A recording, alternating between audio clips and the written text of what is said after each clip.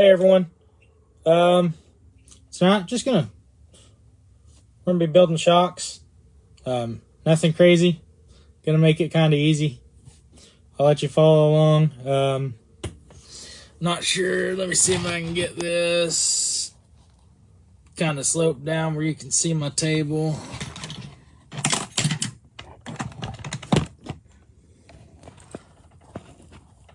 All right, let's sit back. You can see me and part of my table. But we're just gonna be building some shocks. Real easy work. A lot of people dread building shocks. Don't like to build shocks, but it's not that bad. It's really not. I'll let some people get on here before I really continue. I'm just going to keep playing with these rear shocks. I'm going to have to order some different shafts for them. Actually, I'm going to have to dig my other shafts out. I don't have to order some. I don't have to order any. I'll just dig out what I've got. But this is a real simple video. Like I said, just for building shocks. I really didn't have it planned or nothing. It's just something I figured I'd just throw together since I've got to build shocks tonight anyways. How's the weather everywhere? It's beautiful here. It's I believe it's in the 50s. Absolutely amazing out. But yeah, like I said, I'll walk through the steps of building a shock. A lot of people are afraid of it. There's really nothing to it. We'll go through building it and putting it together. Ohio, not that bad. Yeah, what's the weather like there?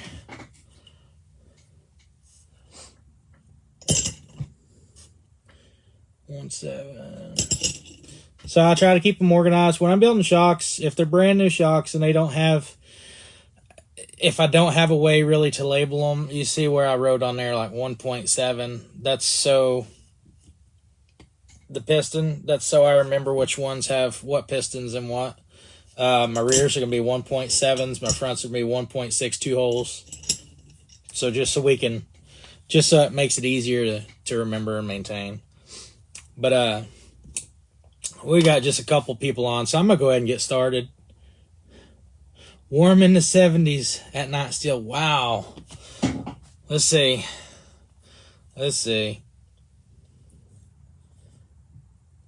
Where I live in the good old town of Hugoton, I know it's backwards, but it's 47 degrees. Not bad. It's supposed to get down just to 39 tonight, so nothing crazy. But been having beautiful days.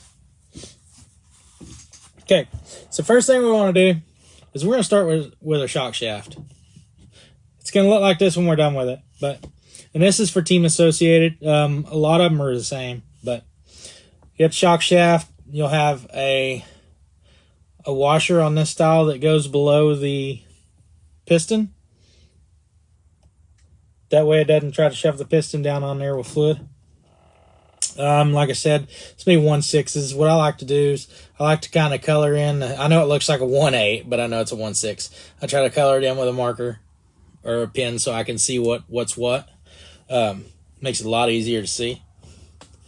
We're going to take one of these itty bitty screws we've got right here. I know it's hard to see it in my hands. We're going to take it and put it in the top here. Now, at times, people like to use Loctite. I'm not a Loctite person when it comes to working on shocks because it's something that I maintain every time I bring a car in from running it. And a lot of times while I'm out racing, I'll change it too. Shock shaft pliers keep you from scoring the shafts. Awesome tool. But these little screws, you want to get them snug, but not overly tight. You don't want to break them.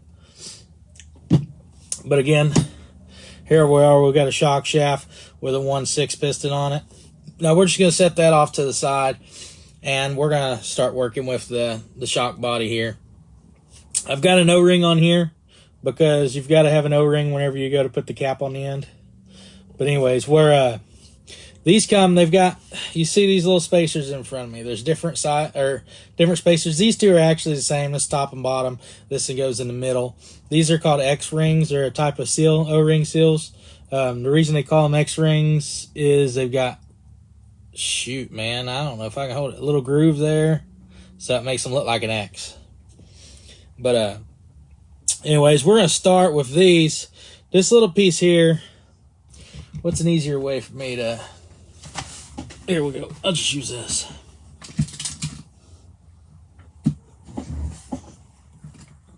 It's forceps out. But this little piece here, you see it's kind of smooth, but it's got a dip. It's got an indentation on this side that points out. That's actually going to go face down in there, inside here. That way it can protrude through the inside. And it can be a pain in the rear to get these in.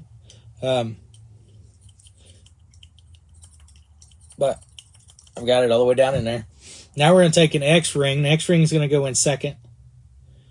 I'm going to take the X-ring. You don't have to push it down, but you can if you want. I mean, you really don't have to. I just do it just to do it. And then we've got the large spacer, which is just a spacer, just straight spacer going down in the center. Make sure that spacer's down in there. Then we're going to get another X-ring. So these are double sealed shocks, which are really nice. Another X-ring is going to go down in there. And if you do use anything to push them in, just be easy, because you can damage them really easy. Now here goes another one that I just showed you. It's got the tit sticking off to the side. We're going to have it facing out. That way it protrudes through the hole right there, or at least it's flush in the hole. I'm going to take it, we're going to screw that on there. Now there is another way to put it together. You can kind of put it together on the shock shaft and get everything lined up so you can get it pushed down in there. But it don't have to be overly tight either. See, I just screwed that in hand tight. I mean, it's as tight as you want it. Always, always, always lube the shock shafts before you stick them back in the shocks, because you could take a chance in tearing the X-ring. I've just got this little bitty bottle of shock wool. It's RC 4-wheel drive brand. Nothing spectacular, nothing particular. A lot of times I like to use the Associated Green Slime. It's a little tube of green grease. Works perfect. But we want to get that on the shaft. That way the shaft doesn't cut the O-rings when you go to stick it in. Always keep a paper towel with you. Oh, make sure you don't stick it in that way. You want to go in here. So we're going to take it and we're going to go into the shaft, or into the shock body, and just lightly push it through, and then you'll feel it kind of go through, and it slides really easy. Nothing hard, nothing at all. Now this one, we're going to do it the way I was just saying. We're going to do this one. We're going to build the bottom piece here. A lot of times it's called a gland nut. In different types of machinery, the tighter you get it, the tighter it tightens the seal. But we're going to start by putting our O-ring on here. Get the O-ring up on there like that. And then we're going to stick the shock shaft in first. And you'll see it's loose because there's nothing in there holding it together yet.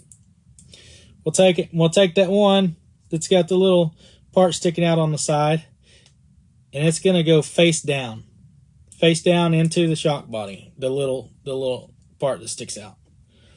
Now you can take that, and depending on how you want to do it, I mean,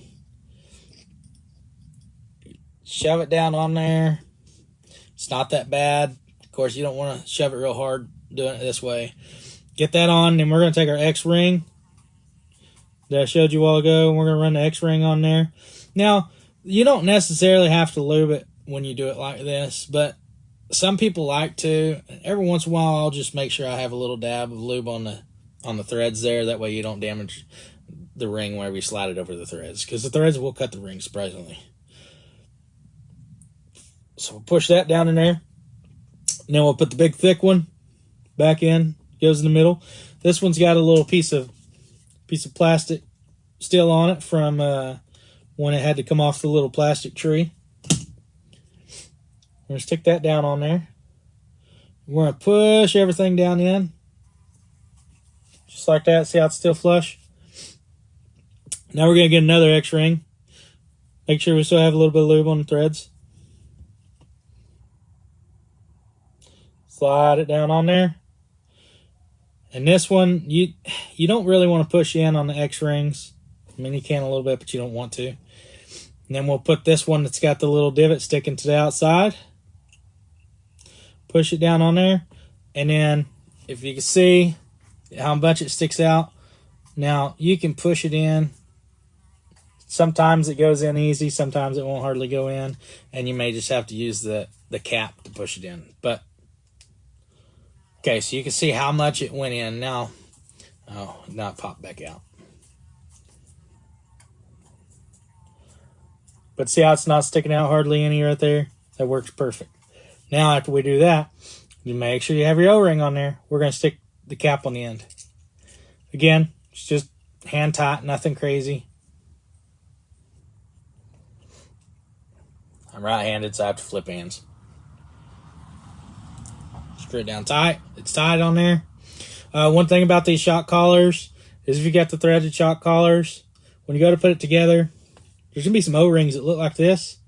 They're the same O-rings that go up top under the cap, but they actually go inside the collars. There's a groove inside there. And when you put the O-ring in there, if you don't have it in there, then the O-ring, the collar can turn really easy. Well, if you put the O-ring in there, the collar does not turn that easy. And if you dab a little oil on your threads, when you get the O-ring to it, then it turns easier and it maintains its friction. That way it doesn't worry about pulling out. Now what we're going to do is, now that we've got to this step, well, the next step is going to be filling them with oil. We're going to work, the ones I'm going to fill with oil, I'm going to show you our fronts. But before we do that, we're going to put the eyelets on the bottom. Now, the book I'm looking at calls for long eyelets. You get a little plastic tree like this, and they're short, medium, longer. These you're not going to be worried about on this build, but we're going to go with long eyelets. Again, shock shaft pliers keep you from damaging the shock shaft. And a lot of people like to put a little bit of lube on here, so it's easier to screw the shock shaft, or so it's easier to adjust it or take it off later on. I love this anti-wear grease. It's made by 1UP. I love it. It's the gold. It is golden color. And I use it all the time, but I use very small amounts. So you see just a little bit of amount pulled off there. But anyways, I take that and I'll dab it in there, just to get just a little bitty bit on there. You see it sticking off right there? Just so it makes it easier. One trick I've learned throughout the years is when you're building rod ends, putting the plastic cups on them, if you take, I know it sounds crazy, but chapstick. This isn't chapstick. You don't want to use this chapstick. It's Loctite. But if you take chapstick, you can buy your stick of chapstick and just dip the shaft in it, and then it makes it easier whenever you're going to screw the shock shaft or the eyelets or ball cups on. Makes it easier to go in and out because they are going to be adjusted quite frequently on the car. But right now we're worried about stroke, which is the length of stroke. Ooh, it sounds a little dry, doesn't it? We're going to worry about our length of stroke on this one. I'll show you how I measure stroke. Super easy. One of the easiest things you can do. Alright. Anyways, we're going to measure stroke. This one here needs to be, looks like 22 millimeters stroke. Take calipers here. And I normally take mine and I'll set it at about 22. Close as I can get to 22, which looks to be exactly 22. Looks like 55. But anyways, and you're going to measure your stroke here. And you see I have a little bit of movement that I have there. So I'm pretty close. You can hear it going back and forth. So I'm going to take it, because I want all my shocks to be exact all the time with each other. I'll take it to a half round. Half round. So I'll take it another half round.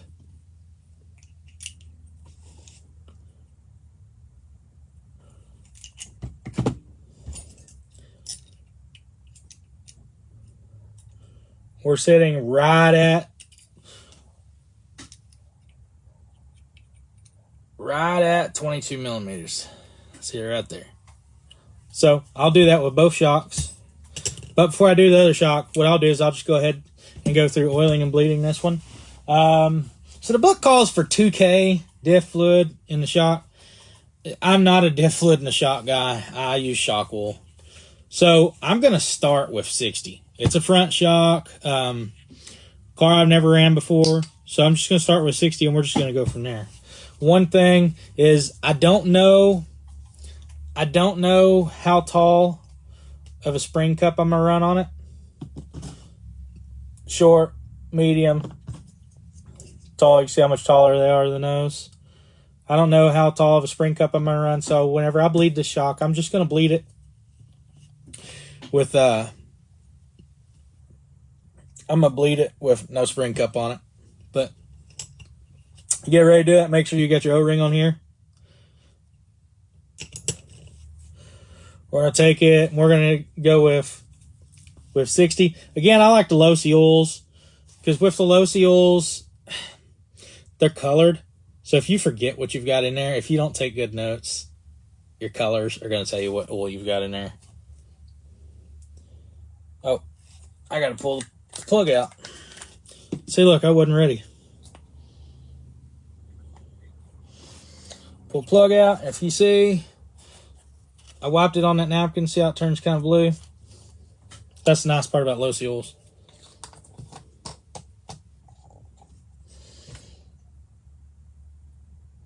Take that. I'm going to fill it almost just past 3/4.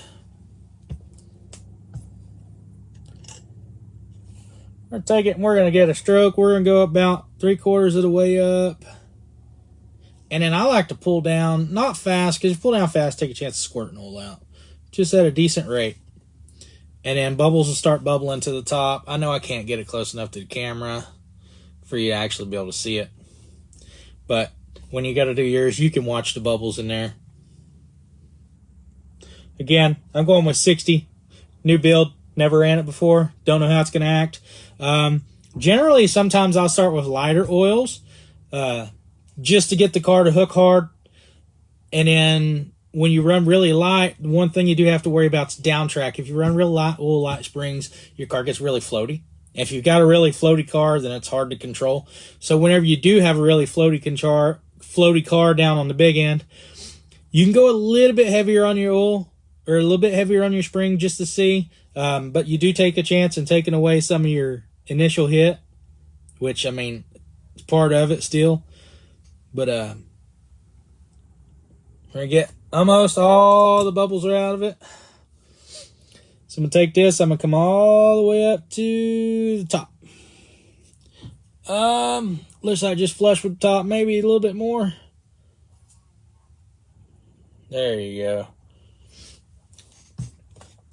All right. So we're going to take a shock cap. Yes, temperatures do affect them quite a lot, Leonard. Not just that, it's something crazy that I do. I've always done it for years, is whenever I travel to a race, I normally travel with no oil in my shocks. Where I'm at, if I go 3 hours, northwest, then I go from being at 700 foot to 7,000 foot.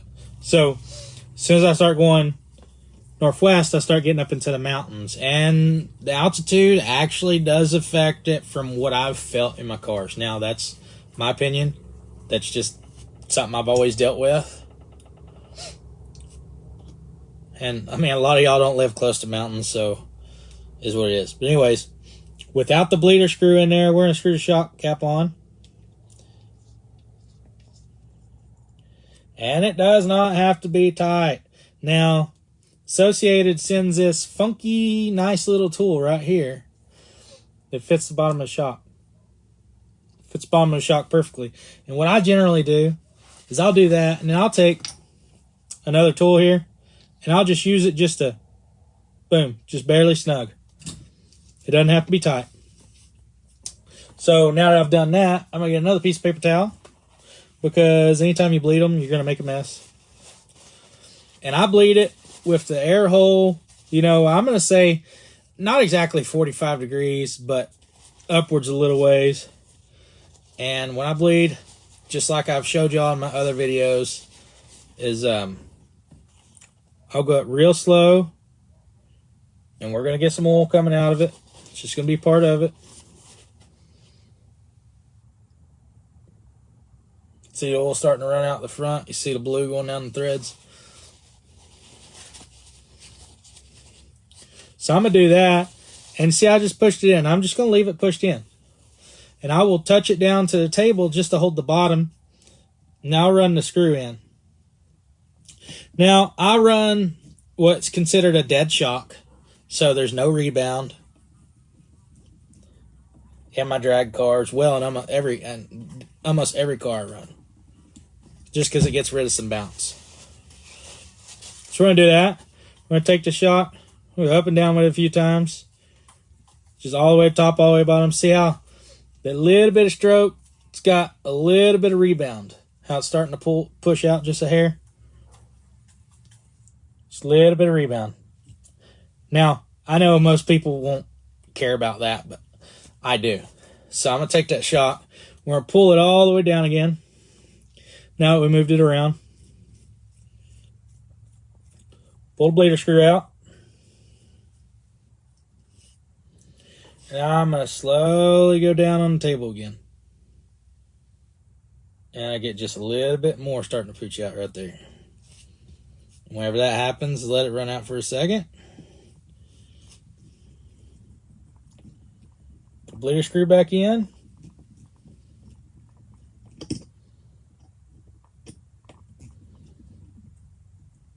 Don't go tight.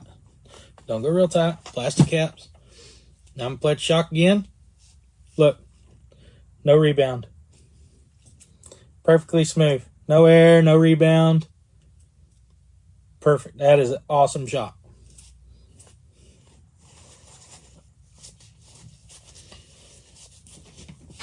Now I kept that video kind of short and sweet. We didn't want to do anything crazy. Yes, I used brake clean to clean shocks back off, because if you got oil on it, I'm just going to tell you, if you've got oil on it, dirt's going to stick to it. Why no rebound? David, I don't run any rebound because rebound is actually designed for... Rebound is... It's just something I don't do. If you... Rebound... The only time you want to have any rebound is if you're absolutely running on a super smooth surface. But in these cars, I don't need any rebound, because my spring is going to handle every bit of it. I want my spring to take 100% of the load. So, I mean, I'm going to rely on my spring to take care of my rebound. If you do get on a super smooth surface and you do end up with rebound, with a good bit of rebound in the car, then you end up with a bouncy car. So if you can run a dead shock as possible, I mean,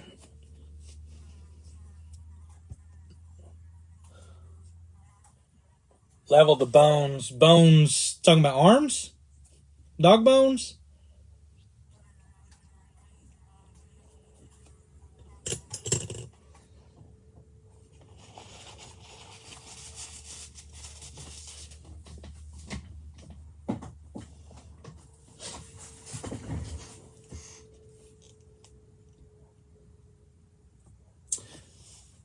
No, your dog bones and your arms, the rebound has absolutely nothing to do with that.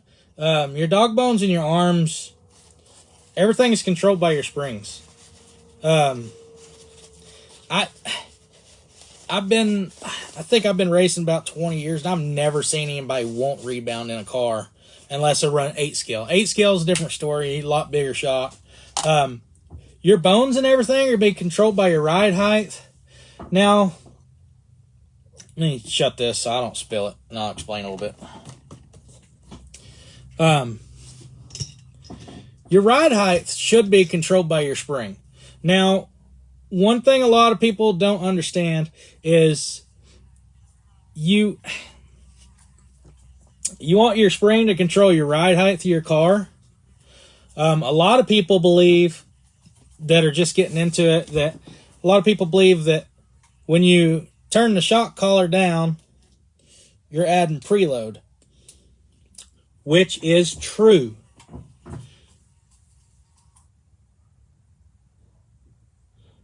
Leonard, I'll answer that in just a second. Which is true. But my ride height, see how the spring's tight in here right now? I'm going to adjust my ride height, and the spring's actually going to be loose, depending on how high I have the car. And that can all go with changing knees or moving arms, moving stuff. And you see how the spring's loose? The spring's kind of loose in there. This is what I'm actually using to control my ride height. On cars that this is always fully extended, then this becomes a preload. And then your preload, obviously you add it to the side that the car's steering to, you know, to straighten the car back out. So as far as keeping your bones level and stuff, the rebound in the shock has absolutely nothing to do with that. It won't touch it. Rebound versus dead affect the camber. No, it's the angle of the arm is what will affect your camber change. Let's see. Okay, angle of an arm. Let's see if I can get a good one. I don't have a differential in this car right now. Will affect your camber change because your camber is going to sit. You're going to try to have the same camber all the way through, but once you start getting, because this is where your ride height's normally going to sit, is in these cars, the more upwards angle of the bones you can get, the more hard forward drive you're going to get. The less, which like an off-road car, you have a lot of droop. The more droop you have, the less forward drive you're going to have, but the more calming effect the suspension's going to have on the car. So the rebound doesn't affect any of this. All your rebound is doing is just it. Like I said, in large cars, it's helping to soak bumps up.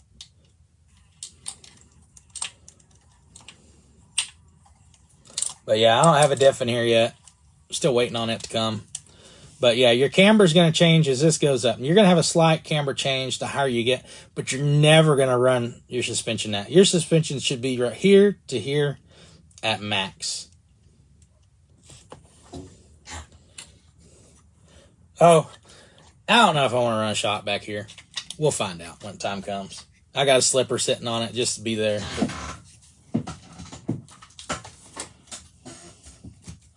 Anything else shock related? Anybody want to ask or talk about?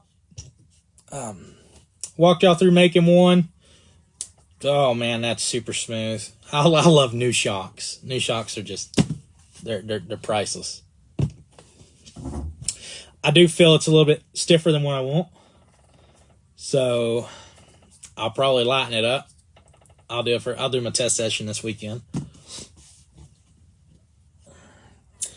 Y'all want me to what rates of rear springs on what rate am I using on this car? If you're asking that, these are just the stock springs that come with the kit. I'm not going to run these springs. I'll run whites all the way around just to get started. The Custom Works white springs.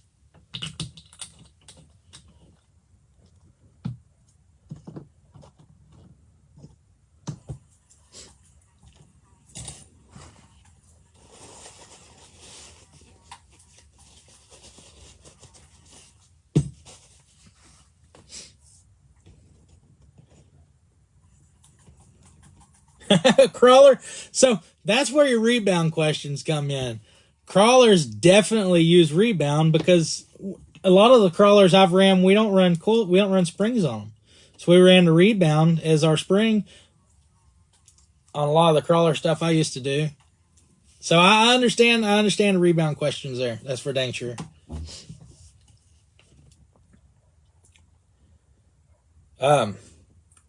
These little eyelets, when you got to put them in, some people don't look. On here, one side is actually slightly larger and has a bevel. You see this bevel on this side? And this side's just flat. Make sure you put these in the right direction. Running 4 pounds in the rear and feel you need more. What reason do you believe you need to be running more in the rear? Trail finder too? Yeah, but it's leafed, and I immediately pull the springs out of the inside of the shocks. Immediately. I pull the springs out. I pull the springs out of the shocks, and then I take the leaves and I grind them down on the ends just to get them a little bit more articulation on them. Bone angle on the launch. So are your bones? Hang on, let me grab a car. I'll grab one that's got suspension on it. Shit, guess I have to use this one.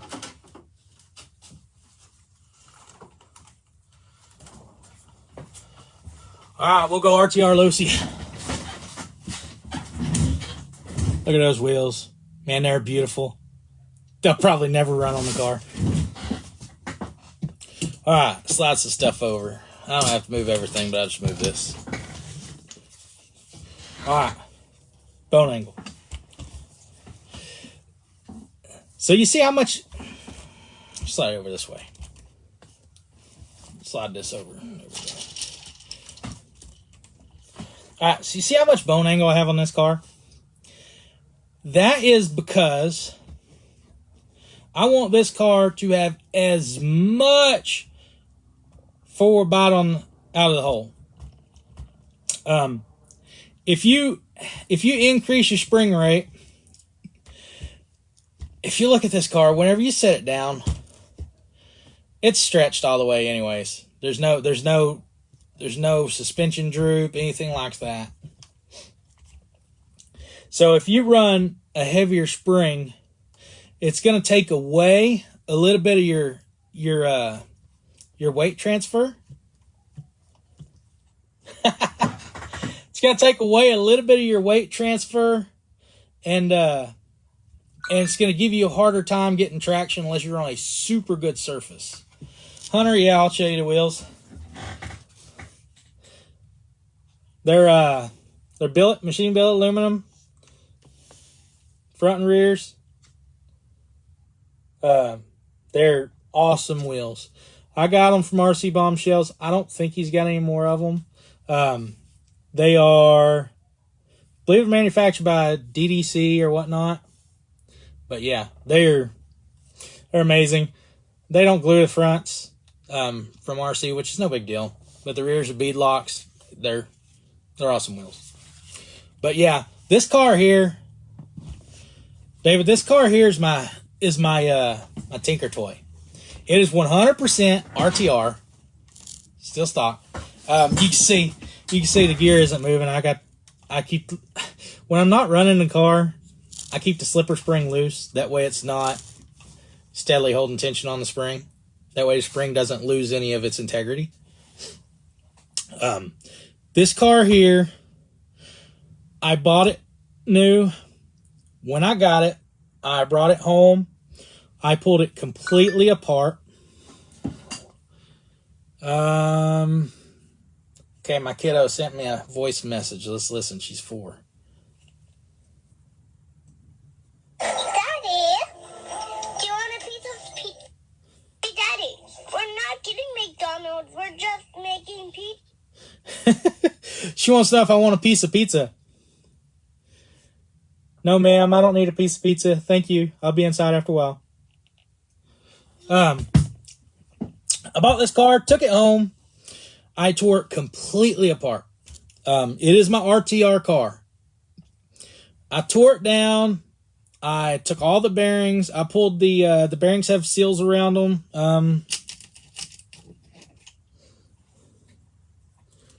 You know, they've got black seals. These have blue. No big deal. I pull that seal out, and the first thing I do when I pull the seal out is I put it in an ultrasonic cleaner. I put it in ultrasonic cleaner. I use a little bit of simple green water and just a little touch of Dawn dish soap just to get the grease out of the bearings. I get all the grease out of the bearings, and then I immediately clean them and oil them. I use high-speed oil, high-speed bearing lube. My favorite is nothing crazy. It's made by Salt RC.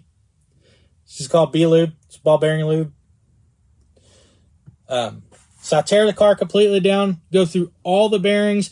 I don't have to go through the car and put ceramic bearings in it. I can get the car to move real free without it. It just requires quite a bit of maintenance. The diff, pull the diff apart. The diff was shimmed too tight, so I took some shim out of it and got it smooth. Front bearings, went through all the shocks. I polish hinge pins, polish shock shafts, unless you've got the Kashima style shafts, the gold shafts. If you polish them, very lightly. But I polish all the shafts. And then I really work on my slipper. When I'm getting ready to make a run, I'll test my slipper. I did a video on slippers.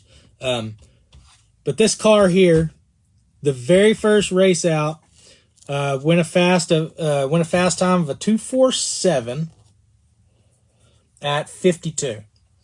I changed the gearing.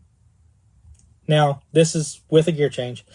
I changed the gearing, and then the car went a 2:48 at 53.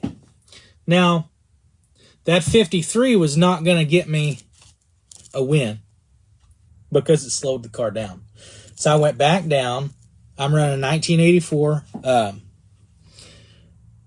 I went back down to the 19 and did another 247. So the car is where I want it.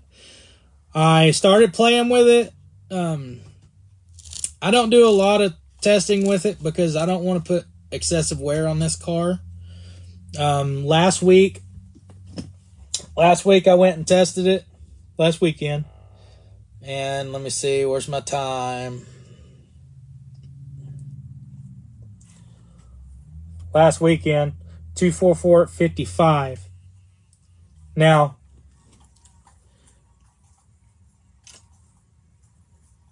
that's the fastest pass I've seen one of these cars make. So I'm happy with that. But that being said, I've got a little negative feedback from a couple of people. I don't know. I guess they think I'm cheating somehow. I don't know. I mean, I'll show the car to anybody. The car is the way it is out of the factory. I mean, nothing crazy. Just a stock Losi. Polishing the shock shafts. You know, it does remove some imperfections, but the reason I do it is so that they move as easy as possible. So they have no resistance. These shocks on this car, absolutely hideous when you get them. But one thing I've done is I go through and I change all the oils. If you watch the front, it doesn't spring up real hard. See if I can get it sitting down. See, it comes up slower than my hand, which is what I'm shooting for. I've got 80 in the front, 70 in the rear. What battery? I'll show you.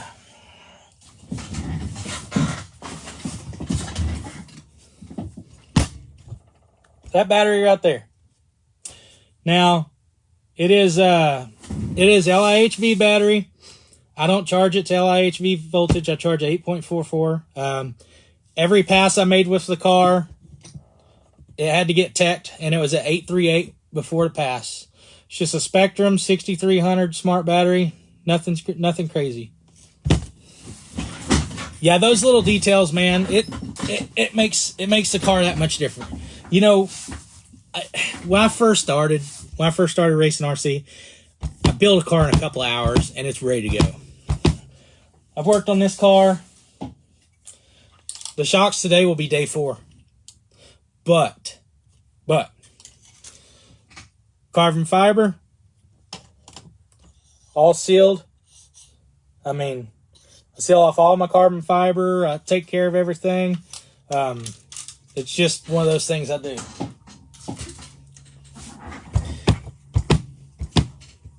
Yeah, David, it is quick. It's quick on this battery. I'm very impressed with this. I've got some 5000s. They just don't act the same. They just don't perform as well. I've got a couple of the Reedy Zapper drag packs on the way because, well, it's Reedy and it's something I deal with most of the time, and we'll see how they do. But I've been experimenting with painting some wheels just for fun.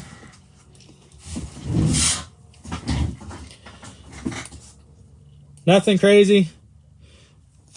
Drag Race Concepts wheel. I mean, what I like to use. Now, some people are using different paint pens and shit. It's called Deco Color. It's a premium pen. You get it at this one. I believe I got it at Walmart. But this is awesome. The chrome effect it gives is amazing, and it looks just like a marker, kinda. But it does a really good chrome job. I'm trying to think of something that's not chrome. I just chunked some chrome on it. All right, just for giggles.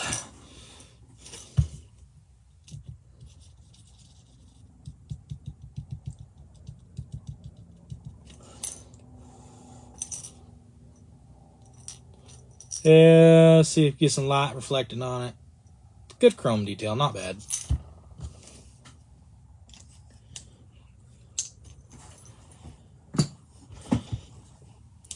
Two 6s on CH&L batteries, 8420 on a RTR Losi. Man, the 2 6s are great. I've got hours of work in that car to get it to where it's at. DRK is awesome, but they're expensive. I don't run anything DRK. I mean, it's good quality stuff. I don't run anything DRK. I run Hobby Wing, XR10 Pro G2. I am trying out the Eco Power Slingshot motors. It's something I've been asked to do, so I'm going to go through and do it.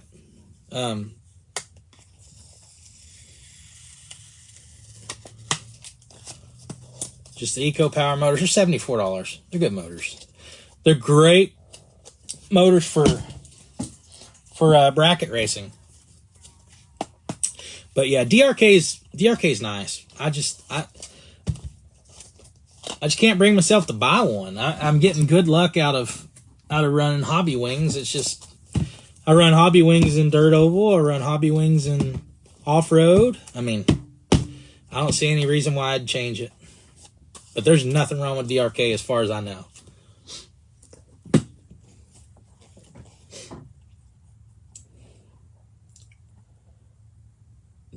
Any more questions?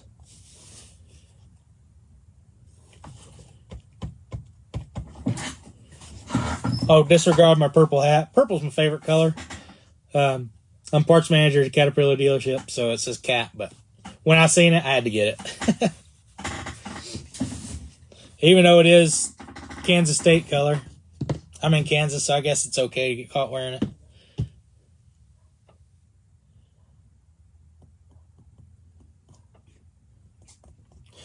R1 Works, latest, greatest new thing out there, man. They've been doing their work. They've been studying. Good stuff. Good stuff. I will never knock their equipment because they're doing good.